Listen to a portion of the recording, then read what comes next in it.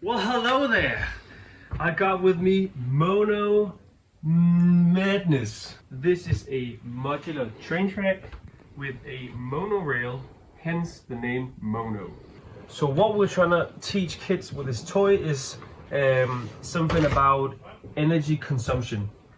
So this train has a fixed energy level which goes down as the train is riding around. Now, depending on the amount of load you put on the train, it goes slower. But because the energy consumption is the same over time, what will actually happen is that the train will probably make its way around at full speed, but it won't make it around if you put a lot of junk on it. And now I'm gonna demonstrate that. We'll turn on the train. And now it's waiting for me to put something onto it. So I'll put on some weight and it'll start riding around. It comes to the train station and then it charges again. Now because it was almost at full power, it didn't really have to charge. And now it's riding around on the track. And this is at almost full speed. Let's go. We can see on the LED display that we're running low on power. And we just made it back, and now we're charging again. Now we also have this special track here, which turns red when we want to stop the train. So now that when I put on some weight and let it drive over to the track, it stops and waits until the light is green again for it. Now the idea with this is that for future work, we can add pedestrian crossing or car crossing, where if you're as a kid, pull your car up to it, it'll start lighting up on each side, making the train not just go over and crash into whatever the kid is doing. Now another thing we could do is install a crane, and whenever the train comes to this point, it'll force the train to stop, and then we could make something, put something onto the train, perhaps a container or something, and then once that is placed, we can make the train go again. The way the train knows where it is on the track is actually based on the reflection of the material underneath. So what we're doing is shining with a light onto the material and then looking for with a LDR sensor what is the reflection of this material. Because we wanted to have 3 different states, we want it to be just a simple reflection for driving on. We want something very little reflective that it stops at and charges. And then we want something where we can force it to stop. So what we actually do is just light up the underside of the train such that it registers a very high level of light. And in that way, we can tell the train that you should stop at this point. Okay, so the train station works with the train coming over and detecting the black spot on the track. And this tells the train, you're at the station, charge and wait for about 5-6 seconds. The train station itself, we've made it live by having some random flickery noise going on inside, such that the whole experience is more immersive and it's more coming alive.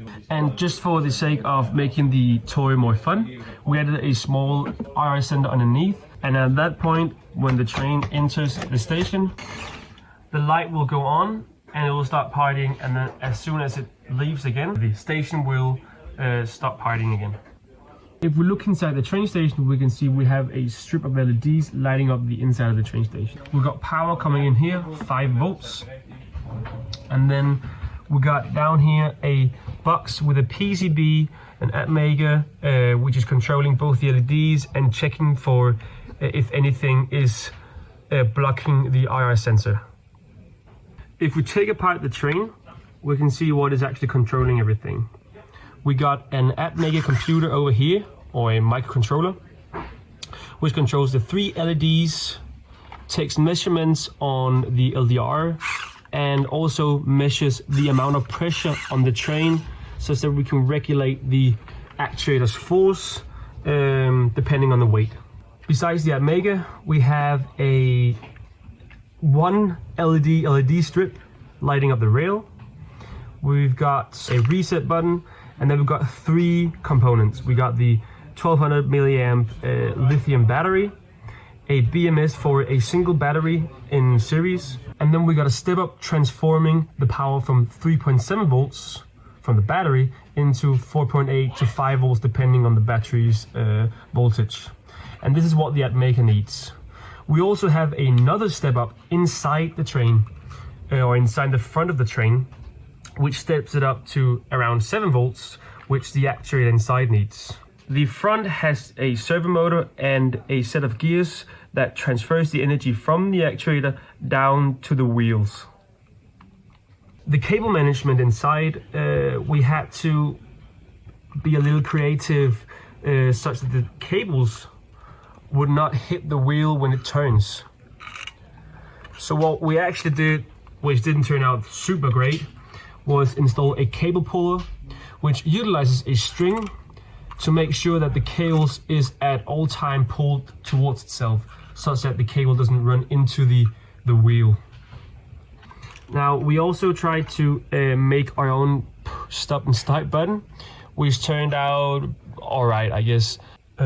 We have 2 metal pieces which are pushed together to make the train go on or off. Okay, so elaborating on the way we measure weight, I'll take off the top. We got a layer of Velostat sandwiched in between 2 layers of tin foil. Now, each layer of tin foil is connected to either side of the train, and it's actually the resistance between these 2 connections that we measure. When we push down on the train, the resistance decreases. So that is actually the way we measure pressure on this wagon. And then we cover it up with this piece to make sure that it's nice and tidy, that we're not looking at tin foil in our toy. Now, if we look at the back wagon, we can see how the whole mechanical part works. We have 4 wheels, 2 on each side, that drives around making sure that it stays on the track. And then we have 2 wheels on top, which is actually the ones carrying most of the load. Okay, so we've taken apart the start-stop track to show you how the electronics inside work. And this is essentially the same that goes on with the station, so we'll just have a look at this. Over here, we've taken apart the battery. The same battery as inside the train, a 1200 milliamps lithium battery at 3.7 volts. A BMS, ensuring that the battery doesn't run out of power, and then a step up from 3 to 7 to about 5 volts. We also got a on-off button here so that we can make sure that we're not using all the battery. Now, inside the other box, we've got a Atmaker on a PCB, the necessary components to make a clock, and then a decoupling capacitor. The Atmaker checks whether the button is on or off to see whether the light should be green or red. Once you hit the button, it will slowly increase the brightness of the LED strip whilst showing the color yellow.